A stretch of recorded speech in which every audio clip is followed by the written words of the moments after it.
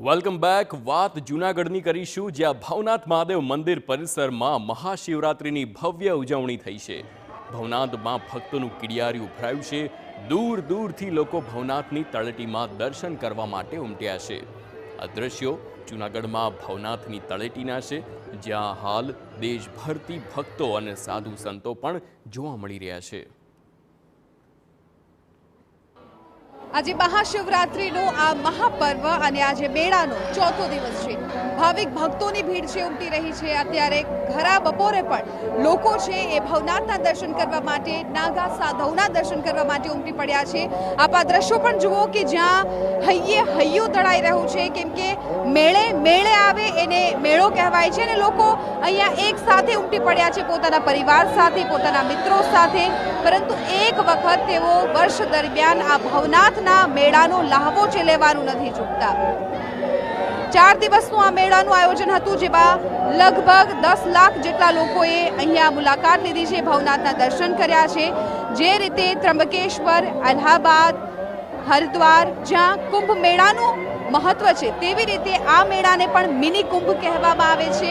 અત્યારે પણ આપ જુઓ કે લોકોનો ઉત્સાહ કેટલો છે। લોકો છે એ સવારથી અહીંયા આવી રહ્યા છે અને ખાસ કરીને જે નાગા સાધુઓ છે એઓ દેશ વિદેશથી આ મેળામાં આવતા હોય છે, તપ કરતા હોય છે, પોતાની ધૂણી દખાવતા હોય છે અને 4 દિવસની તેમની તપસ્યા બાદ આજે મહાશિવરાત્રિની જ્યારે મધ્યરાત્રિ હશે ત્યારે તેઓ મૃગીકુંડમાં તેમનું શાહી સ્નાન છે કરશે। મૃગીકુંડનું શાહી સ્નાનનું ખૂબ મહત્વ છે।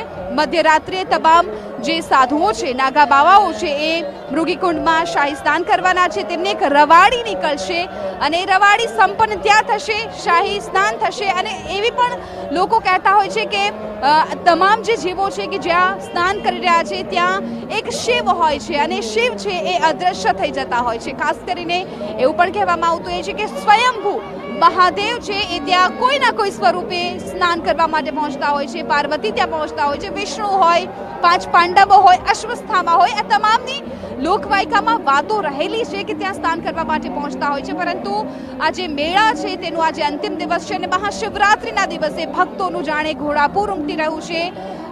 સુરક્ષા બંદોબસ્ત પણ એટલો જ કડક કરવામાં આવ્યો છે।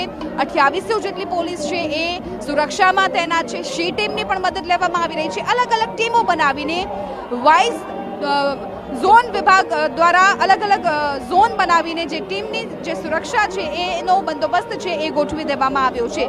અત્યારે આ મહાશિવરાત્રિના મેળામાં આપ જે રીતે જોઈ રહ્યા છો દ્રશ્યોમાં પણ કે લોકોની ભીડ ઉમટી છે, લોકોનું ઘોડાપૂર ઉમટ્યું છે। મહાદેવના સાનિધ્યમાં તેઓ હર હર મહાદેવના નાદ સાથે તેઓ અહીંયા આવી રહ્યા છે અને જ્યાં જુઓ ત્યાં યજ્ઞ થઈ રહ્યા છે। ભગવાન શિવના નાદથી આખું અત્યારે ભવનાથની તળેટી છે એ ગુંજી રહી છે।